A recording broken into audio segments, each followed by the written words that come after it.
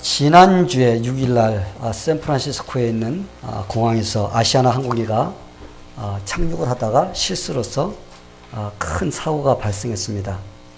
그 사고로 인해 가지고 중국에서 오던 그 여름 캠프에 참여하려던 그 여학생 둘이서 참 슬프게도 죽음을 당하고 말았습니다. 근데 그렇게 큰 사고가 났는데도 이렇게 이 정도로의 비극으로 끝났다는 것은 참 얼마나 감사한 일인지 모릅니다. 근데 그렇게 큰 사고가 났는데도 이러한 그 피해자가 비교적 작은 그런 상태로 끝났다는 것을 볼 때 그냥 우연하게 그렇게 된 것이 아니라는 그런 생각이 들어갑니다. 그 뒤에 숨은 희생과 헌신한 자들이 있었기 때문에 빨리 거기에 있었던 사람들이 대피를 할 수가 있었고, 그래서 이런 사고가 줄어들었다고 이렇게 볼 수가 있어요. 이 비행기가 내리면서 바닥을 치면서 승무원이 12명이 있는데 7명은 기절했다는 겁니다. 5명만 정신이 있었어요. 그래서 그들이 열심을 다해서 아마 사람들을 도와주고 이러한 일을 했던 것 같습니다. 특히 그 중에서 5명 중에서 특히 2사람은 이렇게 그들이 한 착한 일들이 이렇게 막 공개가 됐습니다. 그 중에 한 명은 이윤혜 사무장, 그러니까 승무원들의 대표가 되는 사람이죠. 이 사람이 빨리 사람들이 막 동요되지 않도록 그들을 갖다가 안정시켜주고 비상탈출용 미끄럼틀을 빨리 열어줌으로써 사람들이 거기서 막 그냥 미끄러져 내려옴으로써 많은 사람이 빠른 시간에 이렇게 대피할 수가 있었습니다. 그런데 그러한 충격을 받으면서 이 사무장은 어떤 일을 당했냐면 엉덩이 뼈를 갖다가 부러진 거예요. 엉덩이 뼈가 부러졌습니다. 근데 그걸 몰랐던 거예요. 모르고서 다른 사람들을 갖다가 어떻게 해서라도 피해를 줄이기 위해서 막 그러고 나서 다 끝난 다음에 자기의 고통을 느끼고 병원에 가서 확인해 보니까 꼬리뼈가 부러진 것입니다. 참 이렇게 자기 자신을 돌아보지 않고 다른 사람을 생각하면서 이렇게 헌신한 사람이 있기 때문에 많은 사람들이 피해를 입지 않았던 것입니다. 그리고 또 한 명 있어요. 그 승무원은 누구냐면 김지현 승무원이라는 사람인데, 이 사람은 그냥 소녀같이 체격도 작으면서도 그 와중에서 사람들이 걸어가지 못하는 사람들 다쳐가지고 그런 사람들을 막 둘러미고서 그들을 갖다가 막 안전한 곳으로 대피시키는 그것을 지킨 거예요. 그래서 이런 그 참 일들을 보면서 야, 세상은 좋은 일은 일어나지 않아요. 그죠? 좋은 일만 일어나지 않는 세상입니다. 어려운 일들이 일어납니다. 그런데 그 어려운 일들이 일어나는 가운데서도 착한 일을 하는 사람들이 있다는 것입니다. 그래서 이걸 보면서 야, 아직 세상은 완전히 깜깜한 것은 아니구나. 아직까지 사람들에게 착한 사람이 있는 걸 보니까 아직 세상은 소망이 있다라는 이런 생각이 들었습니다. 자기 자신이 힘든 그런 상황에서 죽고 사는 그런 입장에서도 다른 사람을 생각하면서 다른 사람을 도와주면서 희생하는 것을 보면서 마음에 감동이 오더라고요. 그러면서 큰 위로와 힘을 얻는 그런 시간을 가졌습니다. 저는 이것을 보면서 이렇게 열심히 다른 사람을 도와주는 이 승무원들, 이 사람들이 야, 내가 이번 기회를 통해서 내가 영웅이 돼야지. 내가 이 기회를 통해서 내가 히트를 치야지. 아마 그렇게 해서 하는 사람이 한 명도 없을 거예요. 아마 그냥 아무 생각도 없이 어려운 상황에서 다른 사람을 도와줘야 되겠다는 그런 생각만 가지고서 그들은 아마 열심히 뛰었을 것입니다.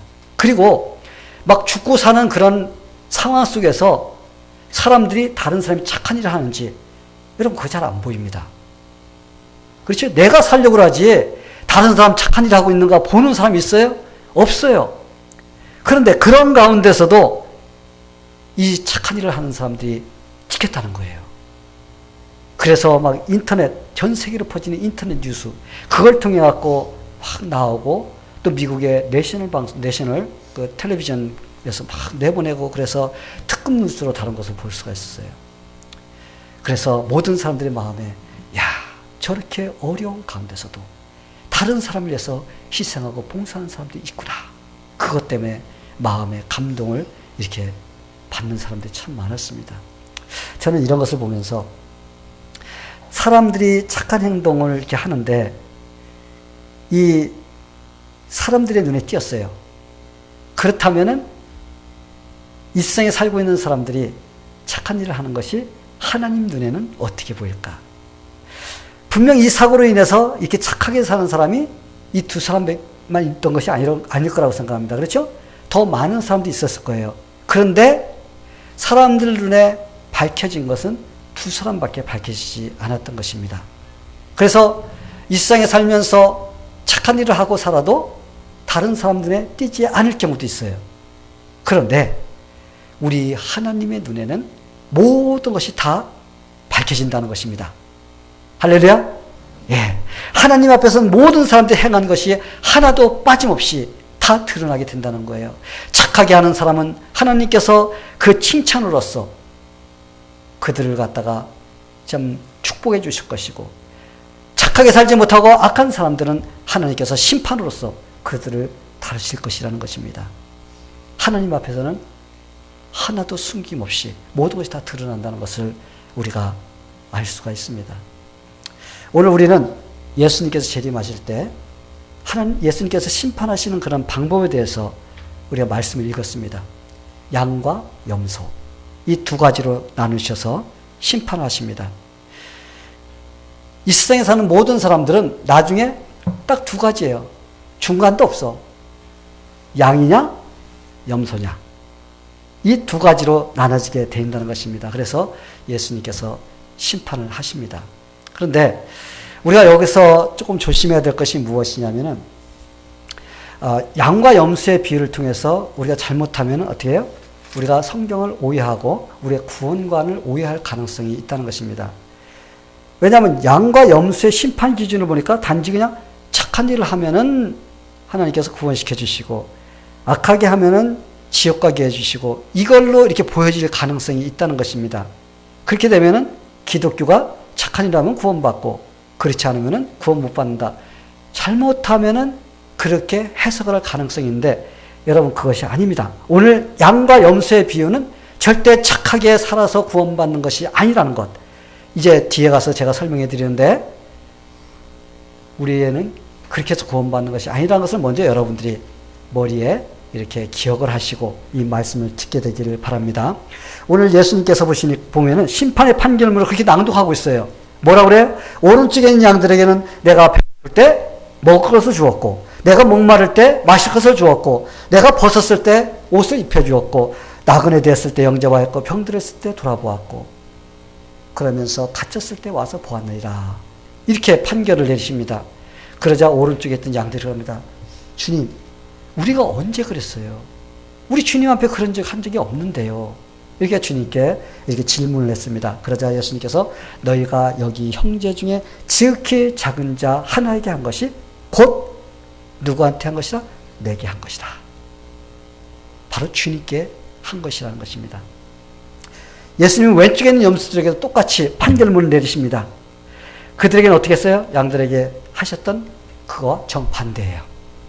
내가 배고플 때 너희가 먹을 것을 주지 않았고, 내가 목마를 때 마실 것을 주지 않았고, 병들었을 때 너희가 나를 돌아보지 않았고, 벗었을 때에서 옷을 입혀주지 않았고, 갇혔을 때서 와서 보지 않았느니라.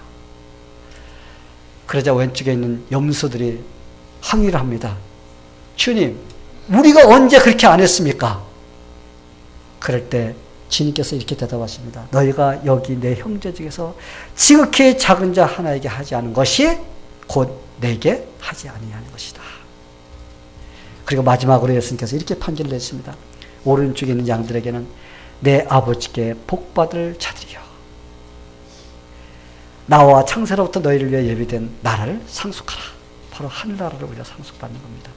그리고 왼쪽에 있는 염소들에게는 뭐라고 그래요? 저주를 받은 자들아, 나를 떠나 마귀와 그 사자들을 위해서 예비된 영영한 불에 들어가라. 사실 지옥은 사람들을 위해서 마련된 것이 아니에요. 그것은 마귀를 갖다 멸하기 위해서 준비됐던 곳인데, 하나님을 대적하고 믿지 않는 자들이 같이 거기에 가게 되는 것입니다. 사랑하는 성도 여러분, 오늘 우리는 이 양과 염소의 비유를 통해서 중요한 교훈을 하나 깨달아야 돼요. 그 교훈이 무엇이냐면, 이 비유는 착한 행실을 해야 구원받는 것이 아니라고 제가 말씀드렸습니다. 여기서 우리에게 주신 메시지는 예수를 믿고 구원받은 자들, 그들은 예수님의 사랑을 받은 자들이에요. 예수님의 사랑을 받은 자들은 그 예수님의 사랑을 다른 사람들에게 보여주면서 살아야 된다는, 바로 그것을 우리에게 가르쳐 주는 겁니다. 착한 일을 해야지 구원받는 것이 아니라 예수 믿고 구원받은 자들은 하나님의 사랑을 받은 자들이야. 예수 그리스도의 보혈을 얻은 자들입니다. 그 사랑받은 그것을 이제 다른 사람들에게 보여주면서 우리가 살아야만이 그 사람이 진짜 구원받은 사람이라는 그 증거가 나타난다는 것입니다. 내가 예수를 믿는다고 하는데, 내가 주님을 잘 믿는다고 하고 그러는데 주님이 원하시는 착한 행실이 나오지가 않아. 그러면 그 신앙은 잘못된 신앙인 것입니다. 왜냐하면 구원받은 자들은 분명하게 예수님을 닮아서 착하게 살게 되어 있기 때문에 그런 것입니다. 그리고 그 모습이 다른 사람들에게 전달돼서 보여줘야만이, 야, 저 사람 진짜 예수를 믿은 사람이구나 라는 이런 평가를 받을 수가 있는 것입니다. 예수님께서 우리가 지금 읽은 그 본문 전에 열처녀의 비유에 대해서 말씀해 주셨습니다. 비유가 3개가, 25장에 3개가 나옵니다. 그 열처녀 비유에서는 우리가 구원받은 데 내적인 지혜로운 5처녀는 예수를 믿었을 때 그 속에 예수 그리스도가 내주하시고 성령께서 역사하심을 체험한 속사람이 변화된 그 모습을 우리에게 가르쳐주는 그런 비유인 것입니다. 그 다음에 나오는 것이 달란트 비유예요. 이렇게 예수를 믿은 자들은 예수님께서 우리에게 주신 그 달란트를 가지고서 하나님을 잘 섬기는 이런 삶을 살아야 된다는 걸 갖다가 우리에게 가르쳐주는 것입니다. 그리고 3번째 비유에서 바로 그렇게 사는 사람들, 예수 믿고 올바로 사는 사람들, 예수 안 믿고 자기가 원하는 대로 살았던 이 사람들 갖다 양과 염소로 나누어서 심판하시겠다는 것입니다. 성도 여러분, 양에 속한 사람들은 자기만 위해서 사는 사람들이에요.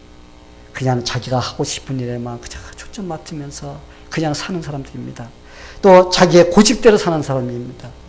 이기주의적인 마음으로서 어떤 것 하려고 해도 자기가 맞지 않으면 하지 않으려고 하는 이런 마음대로 사는 자들을 바로 그 양에 속하지 않고 염소에 속한 자들인 것입니다. 근데 양에 속한 자들은 자기 자신을 주님께 내어놓고 주님께서 원하시는 대로 내가 쓰임받겠습니다 라고 이렇게 할 수 있는 그런 마음을 가진 자들인 겁니다. 성도 여러분, 여기서 우리가 하나님께 감사해야 될 것이 있어요. 그것은 무엇이냐면, 양과 염소는 어디까지나 양과 염소로 끝나버립니다. 그렇죠? 양이 착하게 산다고 해서, 좀 믿게 산다고 해서 염소 되는 거 보셨어요? 염소가 착하게 산다고 양 되는 거 보셨습니까? 양은 날 때부터 양이고, 죽을 때, 염소는 날 때부터 염소입니다. 아무리 양이 염소가 되려고 해도 될 수가 없고, 염소가 양이 되려도 될 수가 없어요. 자, 그걸 보면서 하나님께 우리 감사해야 됩니다. 왜냐하면 우리가 이 세상을 사는 동안에 우리가 양과 염소같이 변할 수가 없다면 우린 끝장나는 거야. 그냥 여기서 태어났으면 이대로 가다가 우린 지옥 가야 되고, 염소로 태어났어도 그냥 이게 반대가 될 수가 있다는 겁니다. 그런데 하나님께서는 우리 인간들을 그렇게 만들지를 않으셨어요. 우리는 이 세상에 살면서 예수를 안 믿고 살 때는 어떻게 살았어요? 염소같이 살았습니다. 그냥 뼈불로 갖다 박고 사람들을 괴롭히고 내가 원하는 대로 살고, 이 염소가 아주 고약한 놈입니다. 아주 심술이 많아요. 그게 자기 맘에 만들면 사람을 갖다 엉덩이로 갖다 막 들어봤고, 그래서 그냥 막 갖다 들어봤습니다. 이게 바로 염소예요, 염소. 우리가 예전에는 그렇게 살았습니다. 예수 믿기 전에. 근데 만약에 우리가 염소로 있다가 염소로 끝난다면 어떻게 돼요? 끝나버리는 거야. 근데 우리가 염소로 살았는데 하나님의 사랑과 은혜가 임해가지고 우리가 어떤 모습으로 변했어요?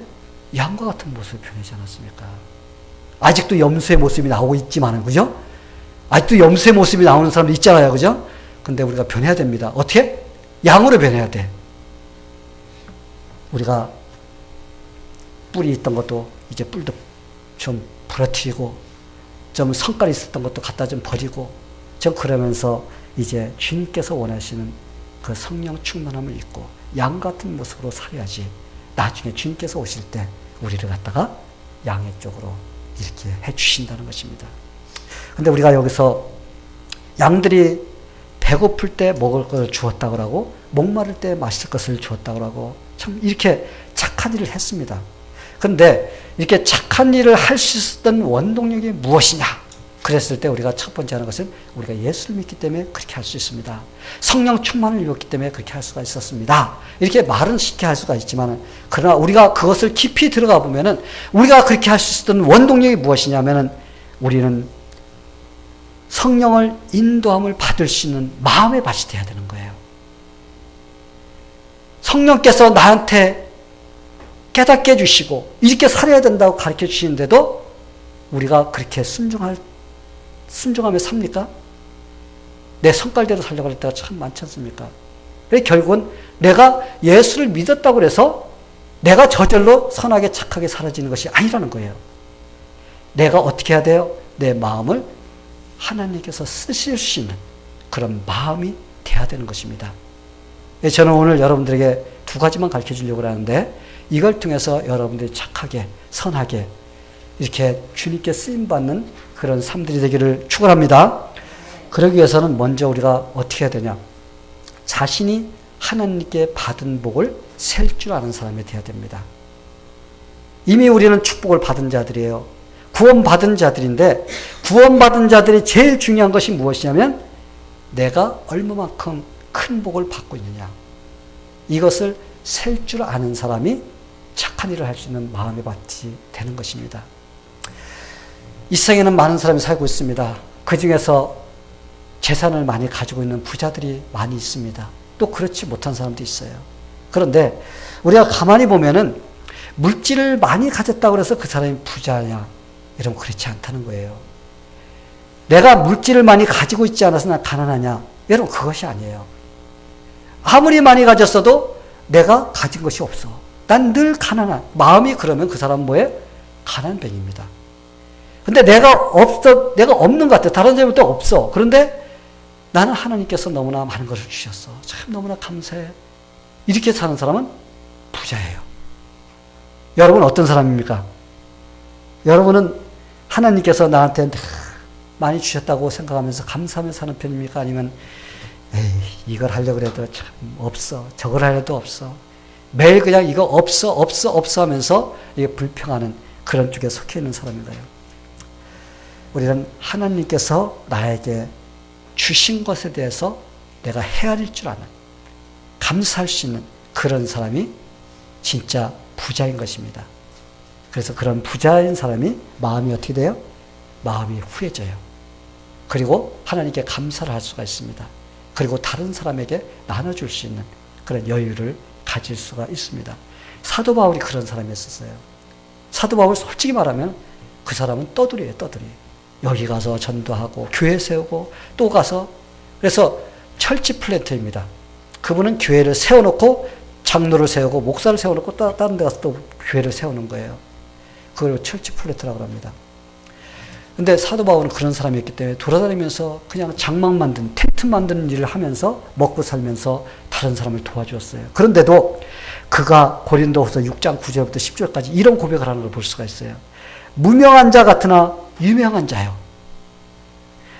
죽은 자 같으나 보라 우리가 살고 징계를 받는 자 같으나 죽임을 당하지 아니하고 근심하는 자 같으나 항상 기뻐하고 가난한 자 같으나 많은 사람을 부유하게 하고 아무것도 없는 것 같으나 모든 것을 가진 자로다. 할렐루야? 예, 사도 바울은 그런 사람이었습니다. 그렇기 때문에 그는 늘 풍성한 마음이라서 그냥 영적으로나 물질적으로나 다른 사람들을 이렇게 늘 도와주는 그런 자리에 놓일 수가 있었던 것입니다. 성도 여러분, 여러분은 어떤가요? 늘 마음에 가난이 찌들어 있는가요? 나는 없어. 그래서 내 자신이 그냥 초라하고 가난하고 이런 마음을 가졌나요? 그렇다면 그 사람은 주님이 주신 부유함을 누리지 못하는 사람인 것입니다. 아무리 없어도 마음이 부유함은 그 마음의 부유함 때문에 사람에게 나눠줄 수 있는 그런 마음이 있습니다. 이 하나님께서 자기에게 주신 것이 별로 없다고 그러면 아무리 많이 갖고 있어도 그 사람은 나눠줄 수가 없어요. 만약 그런 마음을 갖고 있는 사람이라 빨리 하나님께서 자기를 구원시켜 주신, 그리고 예수님을 통해서 하늘에 신령한 것을, 그 복을 나에게 몽땅 주었다는 것을 우리가 빨리 깨달아야 됩니다. 그래서 하늘에 계신 아버지가 내 아버지다. 내가 필요한 거 주님께 기도하고 내가 주님의 나라를 위해서 힘쓴다고 주님께 기도하면 주님께서는 반드시 그것을 나에게 주실 것이라는 이런 확신을 가져야 돼. 근데 아버지가 의붓 아버지 같아. 아버지한테 하려고 해도 아버지가 안 줄 것 같아. 그거는 지금 내가 문제가 있는 거야. 내가. 하나님은 그렇지 않는데 내가 문제가 있는 것입니다. 그래서 늘 아버지께 달라고도 하지 않아. 매일 가난뱅이로 살면서도, 거지로 사는 것 살면서도 하나님께 달라고 그러지 않아. 이게 바로 하나님께서 나에게 무엇을 주셨는가를 깨닫지 못하고 사는 사람인 것입니다. 성도 여러분, 우리가 먼저 하나님께서 나에게 주신 그 풍성함, 이것을 내가 셀 수 있는 사람이 되어야 돼요. 그래야지 우리가 그 다음 단계로 나갈 수가 있게 되는 겁니다. 그 다음 단계가 뭡니까? 이제 착한 일을 할 수 있는 기회를 줄 때 그 기회를 놓치지 말고 잡아야 된다는 것입니다. 하나님께서 나에게 주신 것이 많다고 느끼는 사람은 이제 하나님께서 나를 통해서 하시고자 하는 그 일을 할 수 있도록 기회를 주십니다. 그 기회를 포착하는 사람이 돼야 된다는 거예요. 사람이 이 세상에 태어나서 살아가면서 성공할 수 있는 기회가 몇 번 주어진다고 그래요. 누구나 다 그런 기회가 주어진다고 합니다. 그런데 그런 기회가 주어지는데 왜 그 기회를 잡지 못하느냐? 게으름 때문에 잡지 못하는 사람이 있어요. 또 용기가 부족해서 잡지 못하는 사람이 있습니다. 또 지나친 욕심 때문에 그것을 잡지 못하는 사람이 있어요. 그래서 그냥 내가 잡을 수 있는 그 성공의 기회를 잡지 못하고 어떻게 그냥 다 보낸다는 것입니다. 그리고 나중에는 나는 참 공평하지 않아. 그러면서 하나님께 원망과 불평을 한다는 것입니다. 근데 하나님께서는 모든 사람에게 똑같은 동등한 기회를 주십니다. 근데 그 기회가 내가 내 자신 때문에 그 기회를 보지 못하고 놓치기 때문에 잡지 못하는 것입니다. 이 착한 일을 하는 것도 마찬가지라고 생각해요. 착한 일을 해야 되는데 착한 일을 할 수 있는 기회를 하나님께 주시는데 그 착한 일을 내가 잡지를 못하면 그 착한 일을 다 그냥 보내는 거예요. 이건 내가 할 일이 아니라 저 사람이 해야 될 일이고, 이거는 저 사람이 해야 될 일이고, 이 사람이 해야 될 일이고, 나는 할 일이 없어. 이렇게 된다는 것입니다. 그래서 나에게 하나님께서 기회를 주실 때 그 기회를 잡을 수 있는 그런 사람이 돼야만이 착한 일을 할 수가 있는 거예요. 이 이야기는 1990년도 6월 달에 보스턴에서 있었던 이야기입니다. 보스턴에 있는 글로버지에 실렸던 그런 기사예요.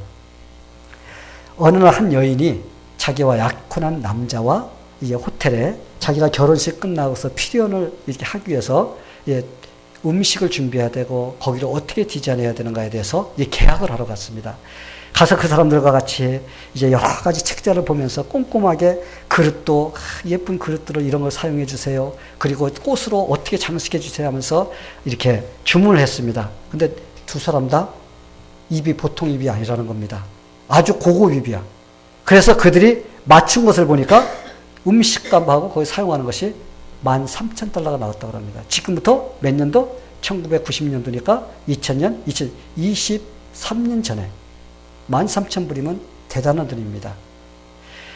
그래서 이제 음식값을 반값을 치르고 6,500불을 수표로 끌어주고 왔습니다. 와서 그 다음에 청첩장을 만들었는데 청첩장을 주문을 했습니다. 근데 청첩장이 이제 사람들에게 전달되는 그 시기에 그 남자가 이런 소리를 하는 거예요. 여자한테. 아무래도 지금 결혼하는 것을 다시 한번 생각해 봐야 될 것 같소. 결혼이란 1년, 평생에 한 번밖에 없는 건데, 내가 지금 성급하게 지금 당신하고 결혼한다고 해서 나중에 후회하지 않을까? 좀 고민이 된다고 그러는 겁니다. 그러면서 그 말이 뭐예요? 나 당신하고 결혼 못 하겠습니다. 파혼하자는 거예요. 이 여자가 그 소리 들으니까, 아니, 가서 필요로 할 것까지 다 준비해 놓고 청첩장을 다 보냈는데, 와서 남자가 이렇게 엉뚱한 소리를 하니까 이 여자가 그냥 기뻤을까요? 화가 났을까요? 화가 나죠.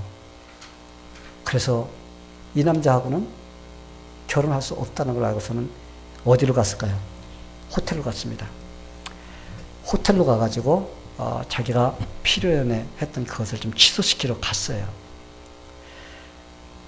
취소시키러 갔는데 가서 사연을 얘기했습니다.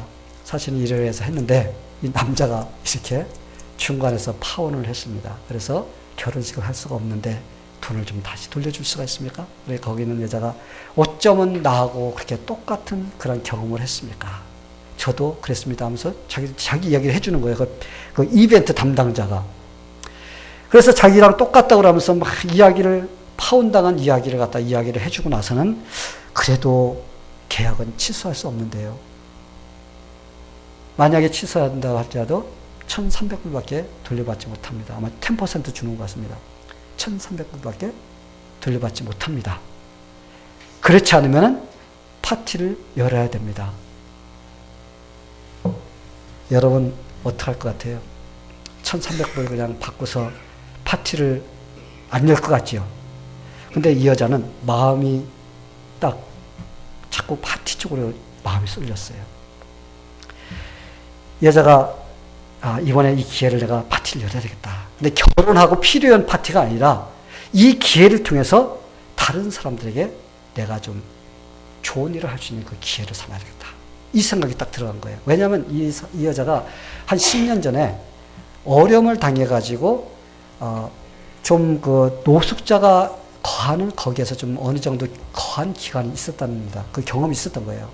그래서 이 사람이 야, 이번 기회에 나는 이제 10년 후에 거기서 그렇게 하면서 다시 재활해서 내가 직장도 좋은 데 잡았고 이제 결혼하기 위해서 돈도 내가 어느 정도 모아놓았고 그렇기 때문에 이제 이번 이 기회를 통해서 이 보스턴의 밑바닥을 기고 있는 이 사람들을 위해서 내가 한탕 써야 되겠다. 이런 마음을 가진 거예요. 그래서 그는 노숙자를 불러서 하룻밤 대접하여서 섬기고자 하는 그런 마음으로 $13,000를 투자하기로 마음을 먹은 것입니다. 그렇게 해서 1990년 6월 보스턴 시내 하얏트 호텔, 그게 보통 호텔이 아닙니다. 하얏트 호텔입니다. 아주 유명한 호텔입니다.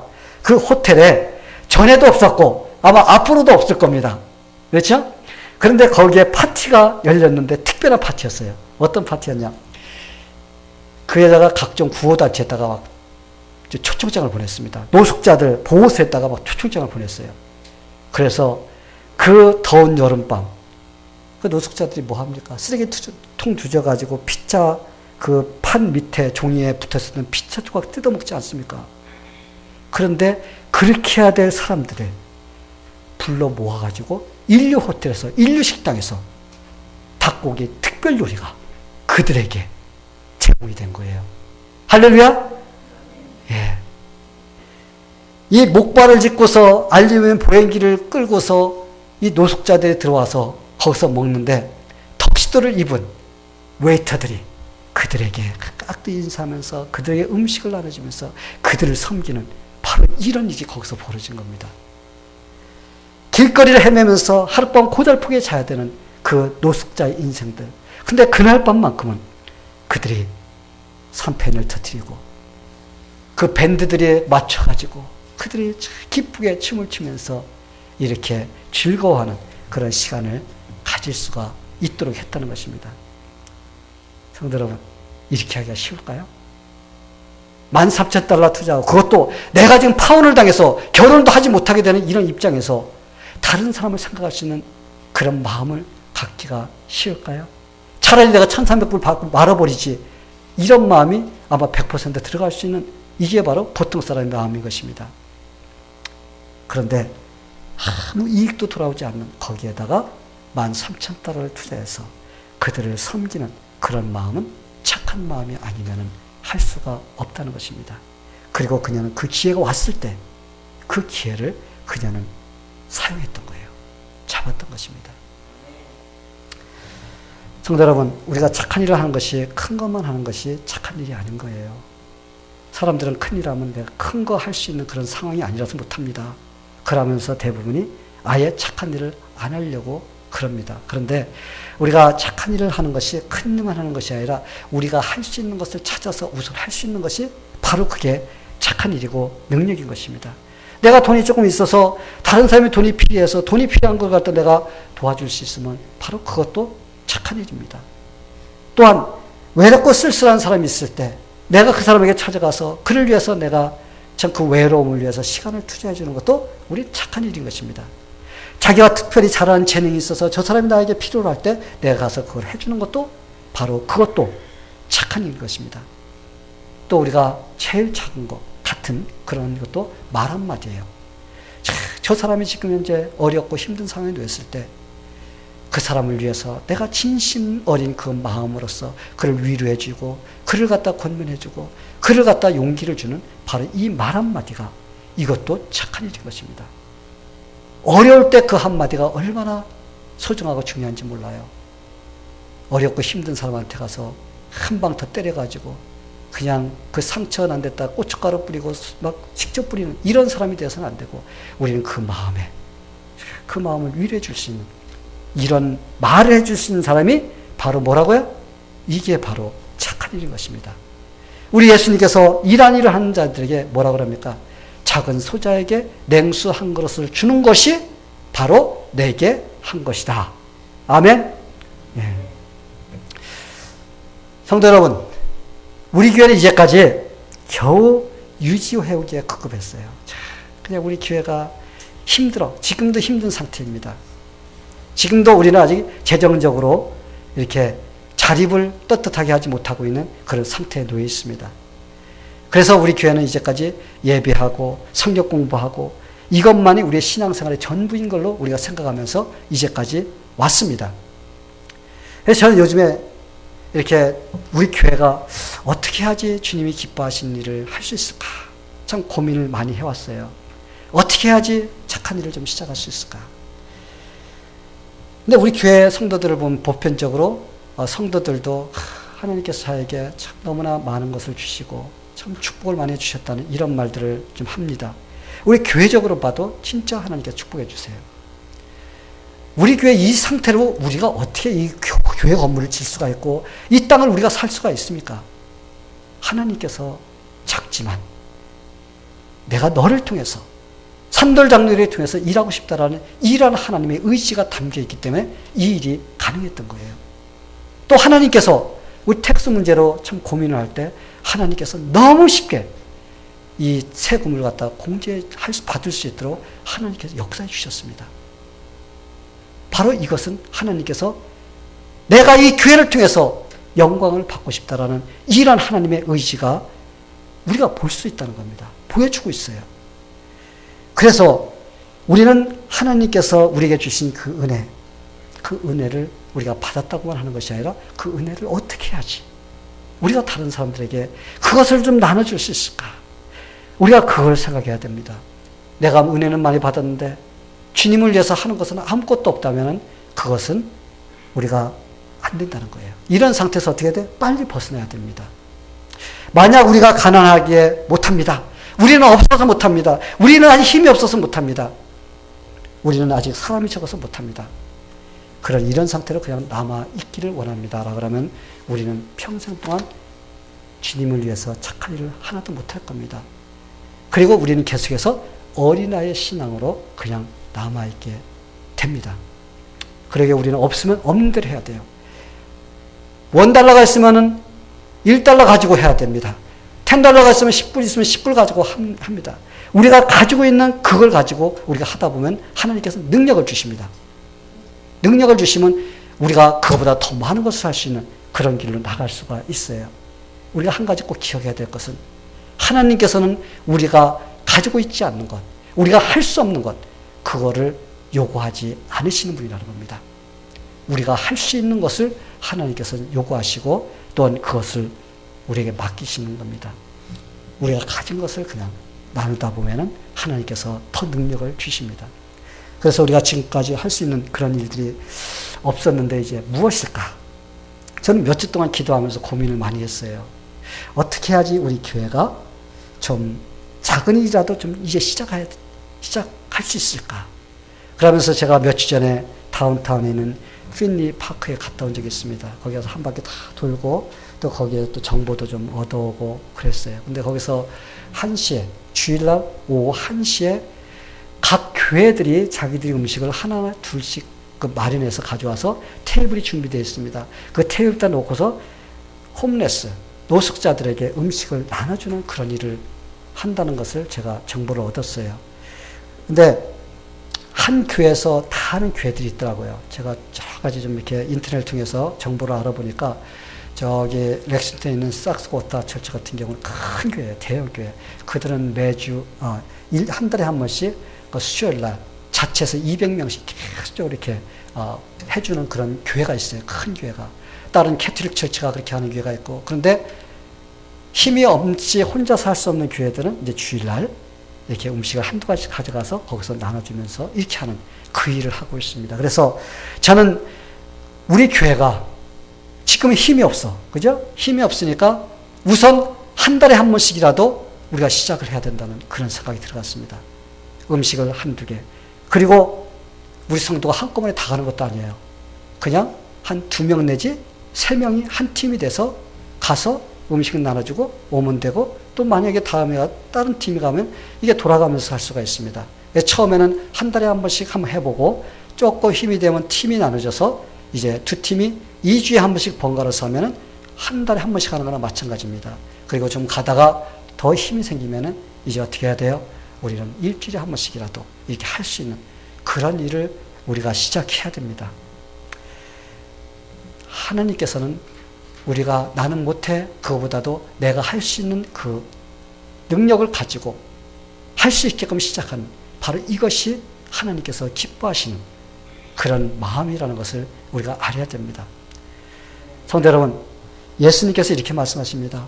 점심이나 저녁을 베풀 때 형제나 친척이나 부한 이웃을 청하지 말라.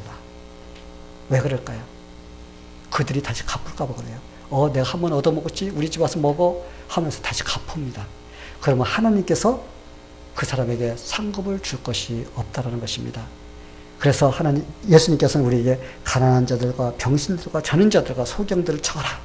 한마디로 말해서 내가 줘도 그 사람들이 나한테 갚을 수 없는 그런 사람들을 대우하라는 겁니다. 섬기라는 거예요. 그러면은 예수님께서 그거 한 사람에게 갚아주겠다는 것입니다. 할렐루야. 그리고 그렇게 착한 일을 한 것을 갖다가 예수님께서는 네가 나한테 한 것이라고 이렇게 인정을 해준다는 것입니다. 사랑하는 성도 여러분, 이제 우리 교회도 일어섭시다. 아멘? 예, 우리도 주님이 말씀하신 착한 일을 해야 돼요. 우리는 예수님으로부터 구원받은 자들이에요. 구원받았자면 우리가 이 산돌장로교회가 그냥 우리만 예배드리고 성경 공부 배우고 내가 지식만 많이 갖고 있다고 해서 나 믿음 있어. 예수님께서 위선자라고 합니다. 바리새인들 기가 막히게 성경 지식이 많았습니다. 예수님을 가장 미워하고 예수님의 반대를 했어요. 예수님께서 그들을 갖다 뭐라고 했어요? 위선자들이라고 했습니다. 왜? 입으로만 하는 거예요. 입으로만. 아는 지식만 가지고 입으로 떠들어댔습니다. 예수님께서는 네가 하나를 아느냐?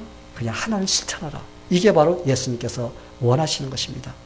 그래서 지식만 갖고 있는 것은 아무 소용이 없고 해감이 없는 믿음은 죽은 믿음이라고 하는 것 같이 우리가 이제는 어렵고 힘들어서 우리가 하지 못했다면 이제 지금부터라도 우리가 열심을 다해서 주님께서 원하시는 그런 일을 하다가 주님께서 오셔서 심판하실 때 여기에 있는 성도들은 전부 다 어디에 속해야 돼요? 오른쪽에 양쪽에 속해야 됩니다. 여기 있는 사람 중에서 왼쪽 염소 쪽에 속한 사람이 있으면 안 돼요. 우리가 열심히 예수 믿는 그런 모습으로서 주님을 섬기다가 우리가 주님께 칭찬 듣고 우리가 천국 가는 그러한 축복된 성도들이 되기를 예수님의 이름으로 축원합니다. 다 기도하겠습니다. 하나님 아버지, 하나님께서 우리에게 참 이렇게 귀한 은혜를 주시고 우리에게 이렇게 하나님을 섬기며 살면서 착한 일을 하라고 맡겨주셨습니다. 하나님, 이제 그 일을 위해서 우리가 일어서기를 원합니다. 우리의 마음에 용기 주시기를 원합니다. 우리에게 능력 주시기를 원합니다. 그래서 처음에는 작은 일부터 시작하지만 우리의 능력이 점점 자라나서 주님이 더 많은 일을 맡겨줄 수 있는 그런 산돌 장로교회가 되게 하여 주시옵소서. 그래서 이 일을 이제 우리가 시도하려고 할 때 하나님께서 도와주시고 힘주셔서 누구 하나 이거에 반대하고 또 마음이 갈라지는 그런 사람이 생기지 않도록 하나님께서 도와주시옵소서. 예수님의 이름으로 기도하옵나이다. 아멘.